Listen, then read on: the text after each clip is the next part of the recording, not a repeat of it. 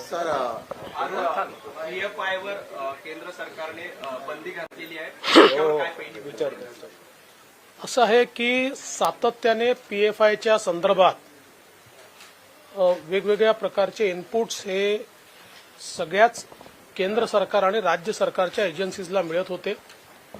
विशेषतः आपल्याला माहिती आहे की जसं दहशतवादी कृत्य करून आपल्या देशाला खिळखिळ करण्याचा प्रयत्न काही लोक करतात, तसंच सायलेंटली वेगवेगळ्या मार्गातनं समाजामध्ये तेढ निर्माण करून आपल्या देशाचं सोशल फॅब्रिक हे त्या ठिकाणी डिस्ट्रॉय करून आणि वेगवेगळ्या समाजामध्ये तेढ निर्माण करण्याचं काम काही लोक करत होते।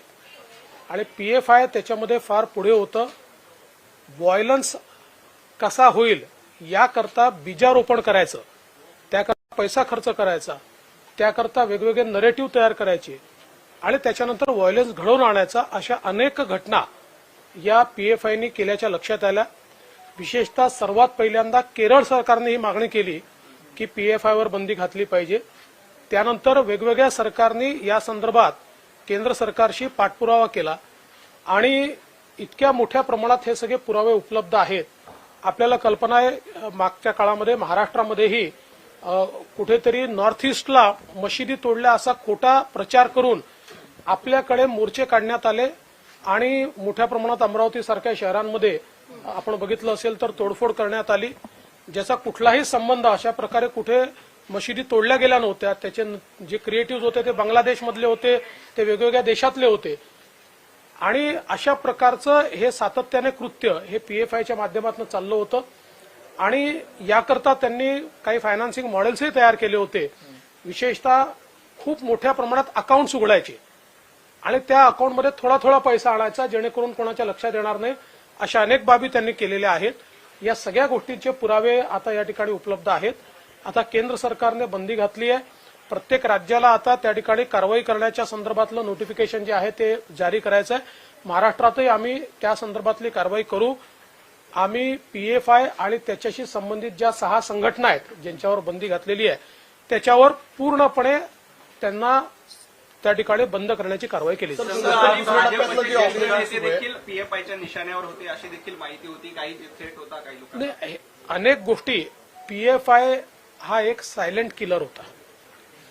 त्यांनी म्हणजे शेवटी ज्यावेळेस असं लक्षात आलं की आपली आर्मी आणि इंटेलिजन्स हे आता इतकं अलर्ट झालंय की बॉम्बिंग करणं किंवा थेट दहशतवादी ऍक्टिव्हिटी करणं हे कठीण आहे, अशा वेळी देशविघातक तत्वांनी ही एक नवीन पद्धत शोधून काढली की एक मानवी चेहरा दाखवायचा समोर आणि त्याच्या पाठीमागे लपून हे सगळं करायचं।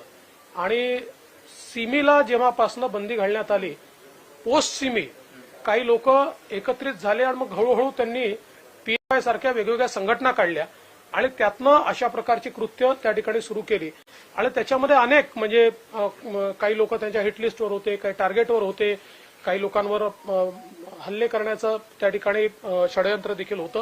त्यामुळे अशा अनेक गोष्टी त्या ठिकाणी होत्या। मला असं वाटतं की आता या सगळ्या गोष्टी बाहेर येतील। ऑपरेशन सुरू आहे, त्यामध्ये जवळपास आता दुसऱ्या टप्प्यात 170 जणांना आतापर्यंत ताब्यात घेण्यात आलंय। त्यामध्ये महाराष्ट्रात पण अनेक ठिकाणी औरंगाबाद असेल, ठाणे असेल, नवी मुंबई असेल याचा भाग आहे। आता महाराष्ट्रामध्ये यापुढील काळामध्ये हे ऑपरेशन आणखी वाढवण्यात येणार आहे का? याच्यामध्ये वेगवेगळे जे काही केडरचे लोक आहेत त्यांच्या सहभागाप्रमाणे या ठिकाणी कारवाई होते। काही लोकांवर केवळ 151(3) ची कारवाई झाली आहे, काही लोकांवर 107 ची कारवाई होते आहे।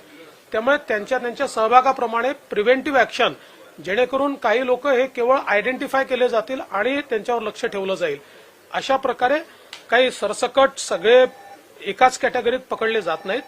ज्यांनी जशी कारवाई केली असेल तशा प्रकारे त्यांच्यावर कारवाई होईल। गृहमंत्रालयाने 7 ते 8च्या संघटना संस्था आहेत टार्गेट होतं आणि त्याचबरोबर असे काही स्लीपर सेल्स तुम्ही कारवाई करत असताना असू शकतात का, तशी भीती शंका आहे? नाही, हे आहेच अशा प्रकारचे। शेवटी मी जसं मगाशी सांगितलं की आता 6 फ्रंटल ऑर्गनायझेशन्स लक्षात आलेले आहेत। त्या 6 फ्रंटल ऑर्गनायझेशन्सच्या व्यतिरिक्तही काही छोटे ऑर्गनायझेशन्स त्याच्याशी कनेक्ट असू शकतात, त्याही आता शोधून काढण्यात येतील। आणि आता एक प्राथमिक अंदाज आहे की यांनी खूप मोठ्या प्रमाणात छोटे छोटे अकाउंट्स उघडले आहेत। त्यामुळे कुठल्या कुठल्या अकाउंट्समध्ये कुठून पैसे आले आहेत, कुठून बाहेरून आले आहेत का, कोण ते फंडिंग करताय, असं सगळं त्याचं जे कनेक्शन आहे ते जोडावं लागेल आणि त्यानंतर मग हा सगळा जो काही त्यांचा डिझाईन आहे तो बाहेर येईल. 7 ते 8 संघटनांवरती आता बंदी आलेली आहे, संलग्न संघटना. त्याच्याबरोबर राजकारण दिसून येते. काँग्रेसचे जे खासदार आहेत आणि लोकसभेतले प्रतुद आहेत सुनील यांनी कुठेतरी मागणी केलेली आहे की आरएसएस वर सुद्धा अशा प्रकारची बंदी आणायला हवी, कारण आरएसएस मार्फत हिंदू दहशतवाद पसरला जातो असा आरोप त्यांनी केला. असं आहे, असं मूर्खासारखं बोलणारे अनेक लोक आहेत. या देशामध्ये कायदा आहे, संविधान आहे, पुरावे लागतात. एका तरी राज्यामध्ये भाजपच्या सोडा, भाजप बाहेरच्या एका तरी राज्यामध्ये एक तरी इन्सिडन्स आरएसएसच्या विरोधातला ते शोधू शकले का? नाही शोधू शकले. उलट या संदर्भात केरळ सारखं राज्य जे भाजपचं नाही आहे आणि केरळमध्ये दोन्ही म्हणजे पूर्वी काँग्रेसचं सरकार असताना आणि कम्युनिस्टांचं सरकार असताना त्यांनी याच्यावर बंदी घालायची मागणी केली आहे. त्यामुळे अशा मूर्खासारख्या बोलणाऱ्या लोकांना ज्यांची अक्कल कमी आहे अशा लोकांना मी उत्तर देत नाही. सर, एक वेगळ्या एजन्सी नेमणार आहेत का एटीएस प्रमाणेच काही वेगळ्या एजन्सीजची गरज नाही आहे, त्या एजन्सीच करतात. सर हिंदी में जानना चाहेंगे कि पीएफआई पर किस तरह से देखते हैं, बहुत सारे एलिगेशंस हैं उनके, right from money laundering to terrorism as well as anti-national activity. So what would you have to say?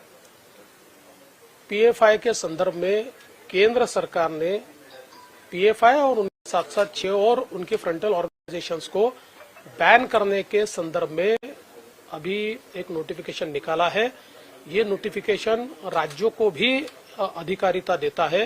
राज्यों में इसकी कार्रवाई करनी है. इसकी कार्रवाई महाराष्ट्र में भी हम लोग करेंगे, क्योंकि लगातार पिछले कई सालों से इस संदर्भ में सारे एविडेंसेस जमा किए जा रहे हैं. इनकी एक्टिविटीज पर नजर रखी जा रही है और विशेष रूप से केरल जैसे राज्य में सबसे पहले ये मांग उठी कि पीएफआई को बैन करना चाहिए. उसके बाद अलग अलग राज्यों में भी इन्होंने कार्रवाई शुरू की. ये विशेष रूप से जो माइनॉरिटीज है उसमें घुसकर वहां पर अनरेस्ट निर्माण करना, वहां पर इंडोक्ट्रिनेशन करना, लोगों का इंडोक्ट्रिनेशन करके लोगों के माइंड्स को पोल्यूट करना, इस प्रकार के काम ये करते हैं. सीधे हिंसा में भी इनका हाथ है. विशेष रूप से पिछले समय महाराष्ट्र में जो त्रिपुरा में घटना ही नहीं घटी उसके विजुअल्स तैयार करके मानो त्रिपुरा में मस्जिदें जलाई जा रही है, ऐसे गलत विजुअल्स डालकर महाराष्ट्र में भी इन्होंने दहशतगर्दी करने का प्रयास किया. यहाँ पर अलग अलग प्रकार से लोगों को भड़काने का प्रयास किया. कई प्रकार के गैर कानूनी धंधों में भी इनका हाथ है और ऐसे भी सबूत धीरे धीरे सामने आ रहे हैं कि इनके माध्यम से कुछ लोगों को टारगेट किया जा रहा था, कुछ लोग हिटलिस्ट पर रखे जा रहे थे. तो ऐसी कई चीजें इसमें है. विशेष रूप से इन्होंने फंडिंग की भी अपनी व्यवस्था की है. छोटे छोटे अकाउंट निकालकर उसके माध्यम से किसी के ध्यान में ना आए इस प्रकार से ये टेरर फंडिंग कर रहे थे. ऐसी कई चीजें बाहर आई है. तो ये सारी चीजों के ऊपर अब आने वाले दिनों में हम लोग कार्रवाई करेंगे. राज्य सरकार का गृह विभाग इस पूरे मामले को किस तरह से देखता है, क्योंकि 6 और संगठनाएं भी जुड़ी हैं. ऐसा है कि इनकी जो सारी संगठनाएं हैं, इससे ज्यादा भी संगठनाएं है या नहीं है, इसकी भी तफ्तीश की जाएगी, सब पे कार्रवाई की जाएगी. काफी सारी